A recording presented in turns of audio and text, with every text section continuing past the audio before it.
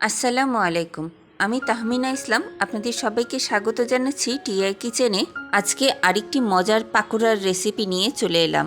আজকে আমি মসুর ডাল আর আলু দিয়ে মজার পাকোড়া বা পেঁয়াজু তৈরি করে দেখাবো। বিকালের নাস্তায় বা ইফতারিতে খুব জমে যাবে। তৈরি করা খুব সহজ, চলুন তাহলে দেখে নিই। এর জন্য এখানে মেজারমেন্ট কাপের 1/3 কাপ মসুর ডাল নিয়েছি। এই পরিমাণ ডালটা 1 ঘন্টা ভিজিয়ে ব্লেন্ডারে ব্লেন্ড করে নিয়েছি। এই যে এরকম সাইজের একটি আলু নিয়েছি। আলুটা গ্রেটার দিয়ে কেটে এরকম পাতলা পাতলা করে নিয়েছি। আলুটা আলাদা করে সিদ্ধ করা লাগবে না, কাঁচাটাই ব্যবহার করব।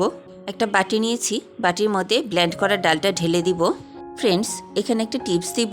যে কোনো ডালের পেঁয়াজু বা বড়া বানাতে গেলে প্রথমে ডালটাকে অন্ততপক্ষে 10 মিনিট হাত দিয়ে ভালো করে ফেটিয়ে নিতে হবে। তাহলে পেঁয়াজু বা বড়াগুলি তেলে ভাজার সময় খুব সুন্দর করে ফুলে উঠবে আর ক্রিস্পি হবে।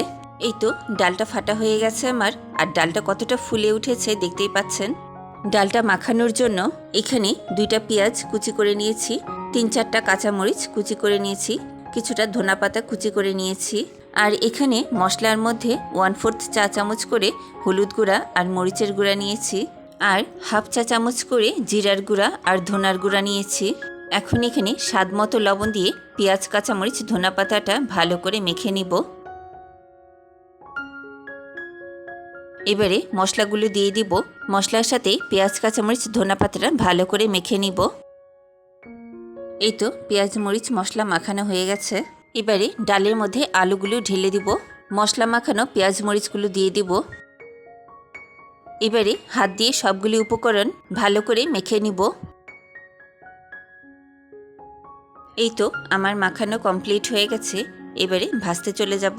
চুলায় একটি কড়াই বসিয়েছি। কড়াইয়ে পরিমাণ মতো তেল দিয়ে দিব। তেল দিয়ে তেলটা ভালো করে গরম করে নিব। তেলটা খুব ভালো করে গরম করা হয়ে গেছে।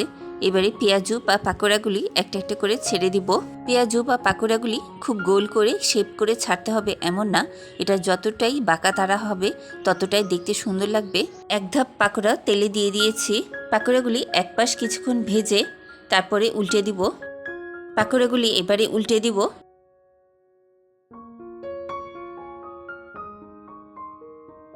এই পাশেও কিছুক্ষণ ভেজে নিব। ভাজার পরে উল্টে দিব। আবারও উল্টে দিব।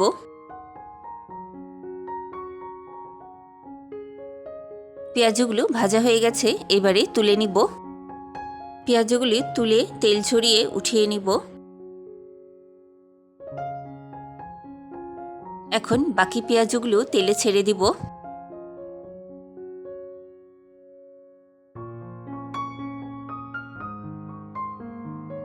একইভাবে সবগুলি পেঁয়াজু উল্টে পাল্টে ভেজে তুলে নিব। এরই সাথে তৈরি হয়ে গেল মসুর ডাল আর আলুর মজাদার গরম গরম পাকোড়া বা পেঁয়াজু। একটা ভেঙে দেখাচ্ছি, দেখুন। ভিডিওটি কেমন লাগলো আমাকে কমেন্ট করে জানাবেন। ভিডিওটি ভালো লাগলে একটি লাইক দিবেন, আমার ইউটিউব চ্যানেলটি সাবস্ক্রাইব করবেন। আজকের মতো এখানেই শেষ করছি। পরবর্তী ভিডিওতে আবারও দেখা হবে ইনশাআল্লাহ। ততক্ষণ ভালো থাকুন, সুস্থ থাকুন, টিআই কিচেনের সাথেই থাকুন। আল্লাহ হাফেজ।